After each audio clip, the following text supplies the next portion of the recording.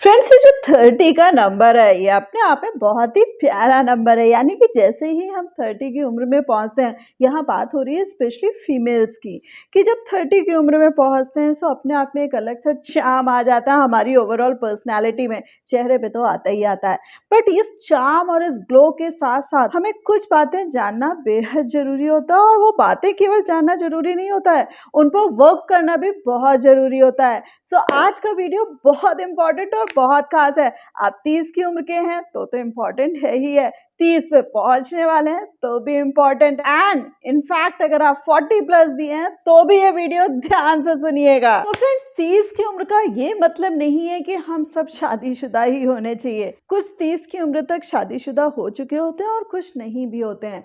सो आप मैरिड हैं या अनमैरिड हैं ये मैटर नहीं करता है यहाँ पर, लेकिन उससे ज्यादा जो सबसे बड़ी चीज मैटर करती है कि आपको अपने पैरों पर इस उम्र तक खड़ा होना आवश्यक है। जो नेक्स्ट चीज आ रही है कि अगर आप वर्किंग वुमेन है तो आपको अपना गोल और लक्ष्य तो निर्धारित कर ही लेना चाहिए, और कई बार होता भी है। बट कई लोगों के साथ ये भी होता है कि वो एक ढर्रे पर अपनी जॉब चला रहे होते हैं, एक ढर्रे पर काम कर रहे होते हैं। यानी कि अगर वो 12th हैं तो वो उसी लेवल पे जो उनको जॉब मिली हुई है वो उसी पे अपना काम करते जा रहे हैं, या कोई ग्रेजुएट है या पोस्ट ग्रेजुएट है उसी के अकॉर्डिंग जो जॉब चल रही है जिस तरीके से चल रहा है वो उसी में हैप्पी है।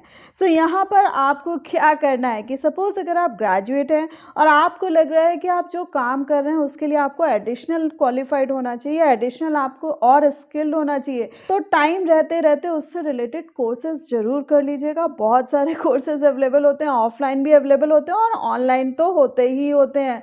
सो किस तरीके से आप अपने आप को और स्किल्ड कर सकते हैं जिससे ज़्यादा से ज़्यादा आपको प्रमोशन मिले, सैलरीज में ज़्यादा से ज़्यादा हाइक मिले। यानी कि आप टाइम तो दे ही रहे हैं लेकिन उस टाइम का बेटर यूटिलाइजेशन हो। और इसी में बात आ रही है कि सपोज आप वर्किंग नहीं है तो भी मैं यहाँ पर कहना चाहूँगी, भले ही घर में हो लेकिन आपको तब भी अपनी जो क्वालिफिकेशन है उसको अप टू द मार्क करना है, और आपको अपने आप में मेक श्योर करना है कि कोई ना कोई हुनर आपके पास होना चाहिए। यानी कि वक्त ज़रूरत पड़ने पर आपको कभी लगता है कि यस आपको ये काम करना चाहिए, आपको अपने आप को और एक्सप्लोर करना चाहिए।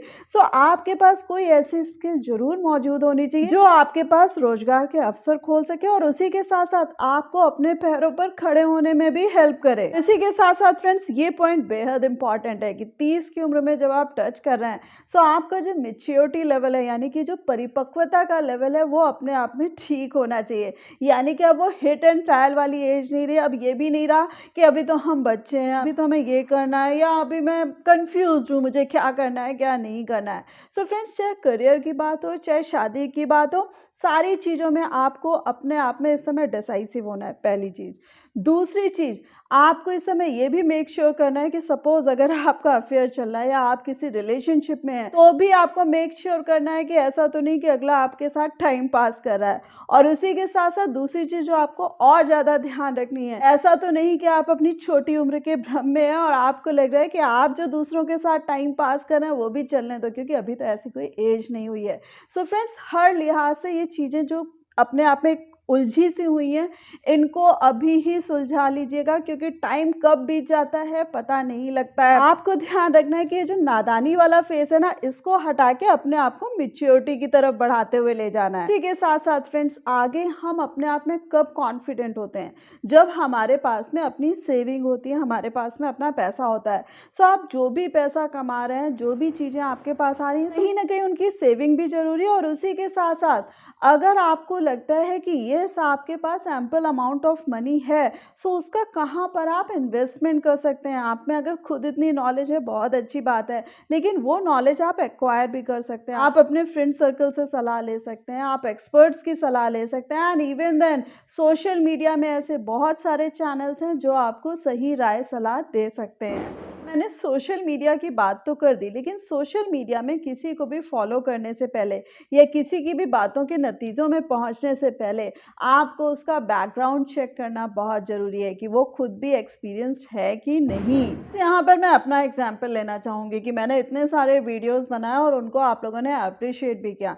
यहाँ पर आपसे ये क्लेम नहीं कर रही हूँ कि जो भी मैंने वीडियोस बनाए या जो भी बातें मैं कह रही हूँ उन सब बातों को आप ब्लाइंडली फॉलो करें। आप अपनी स्थिति देखते हुए और सारी परिस्थितियों को जांचते परखते हुए ही डिसीजन लीजिए। यहाँ पर मैं आपको एक चीज और क्लियर करना चाहूंगी कि फ्रेंड्स, मैं एक लॉयर, साइकोलॉजिस्ट और इकोनॉमिस्ट हूँ। सो फ्रेंड्स, ये जो सारी चीजें मुझे अपने तजुर्बे से मिली हैं और ये जो 20 साल का एक्सपीरियंस रहा है, मैंने तरह तरह के लोगों को डील करा है, तरह तरह की प्रॉब्लम्स को उनकी सॉल्व करा। कुछ फ्रेंड्स मुझे मोटिवेटर भी कहते हैं, बट मैं अपने आप को मोटिवेटर नहीं मानती हूँ, क्योंकि मोटिवेशन का मतलब होता है कि मैंने किसी को कोई बात कही और 1 या 2 दिन के लिए उसमें जोश भर गया और उस जोश में कोई बड़ा काम कर दिया। यहाँ पर मैं यही क्लियर करना चाह रही हूँ, मैं रादर देन मोटिवेट करने के, मैं सही तरीके से इंसान को सोचना बताती हूँ कि बहुत सारी चीजें होती हैं जो अपने आप में उलझ के रह जाती हैं या हम खुद उनमें उलझे होते हैं।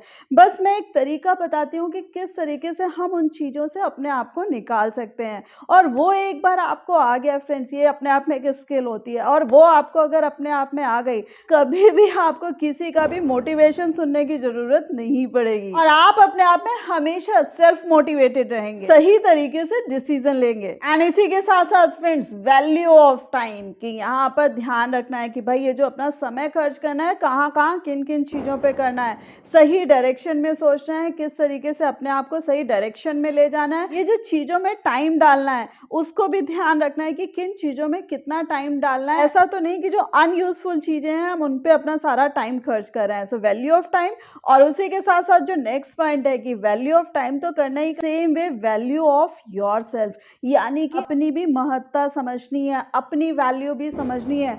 ऐसा तो नहीं कि आप छोटे मोटे घिसे पिटे काम करते जा रहे हो और आप सोचो कि नहीं भाई आप इसी लायक हो। जैसे मैं एक छोटा सा एग्जांपल देना चाहूंगी, मेरी एक फ्रेंड ऐसी है भी कि वो खुद एमएससी मैथ्स है, लेकिन वो अपने बच्चे को ट्यूशन के लिए भेजती हैं, उसी की जगह वो पैसे बचाती हैं, यानी कि वो घर पे झाड़ू पोछा करती हैं, घर पे जो छोटी छोटी चीजें हैं उसके लिए उन्होंने कोई भी डोमेस्टिक हेल्प नहीं ली हुई है फ्रेंड्स, यानी कि वो देखिए कैसे पैसे बचा रही हैं।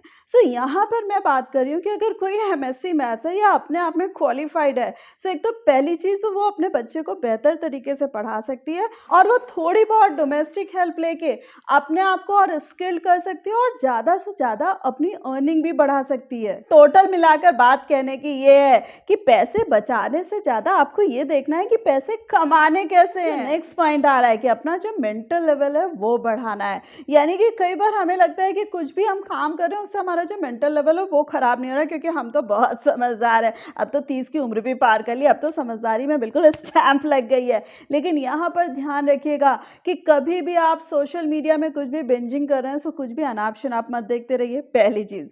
दूसरी चीज, किसी भी तरीके के अनाप शनाप फ्रेंड्स मत बनाते रहिए। तीसरी चीज, कोई भी टीवी सीरियल्स मत देखते रहिए, क्योंकि टीवी सीरियल्स में जो भी कुछ कुछ हो रहा है वो एक्टिंग है, रियल लाइफ में या आगे चल के आपके साथ ऐसा कुछ नहीं होने वाला। और चौथी चीज, अगर फालतू के फ्रेंड्स या फालतू के लोग आसपास हैं जो फालतू की केवल और केवल जैसे कहते हैं ना नॉनसेंस या बुलशिट बकते हैं, सो उनको भी अवॉइड करिएगा और अपना ये जो मेंटल लेवल है उसको सही रखिएगा, यानी कि आप सही डायरेक्शन में सोच पाएं और सही सोच पाएं। नेक्स्ट पॉइंट इससे भी ज्यादा इंपॉर्टेंट है, लव एंड रिस्पेक्ट योरसेल्फ। अपने आप को प्यार करना, अपने आप को हर स्थिति में खड़े रख पाना। यहाँ पर एक शर्त और है कि दूसरों को भी प्यार करना। जब हम अपने आप को प्यार करते हैं तो हम दूसरों को भी प्यार कर पाते हैं, यानी कि spread the love, spread the positivity, और उसी के साथ साथ अपने रिस्पेक्ट करना, यानी कि हमें पता होना चाहिए कि yes I am valuable, I am something.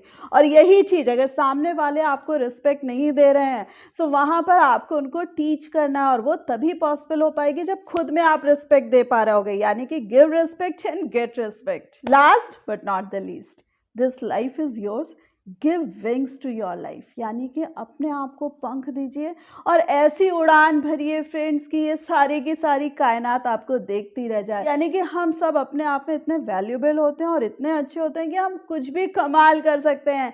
So rather than अपने आप को कोकून में दबा के या कोकून में रखने के बजाय उस कोकून से बाहर निकलिए और उड़ना सीखिए। होप आपके सारे के सारे पॉइंट्स अच्छे लगे होंगे, बट कौन सा पॉइंट अभी इम्प्लीमेंट करने वाला लग रहा है मुझे कमेंट करके जरूर बताइएगा। और हाँ, वीडियो को लाइक करना मत भूलेगा और अपने फ्रेंड्स के साथ शेयर करना मत भूलेगा। और ऐसे ही लाइफ लेसन्स जानने के लिए मेरे चैनल को सब्सक्राइब कर दीजिएगा। So thanks a lot for giving me this much time.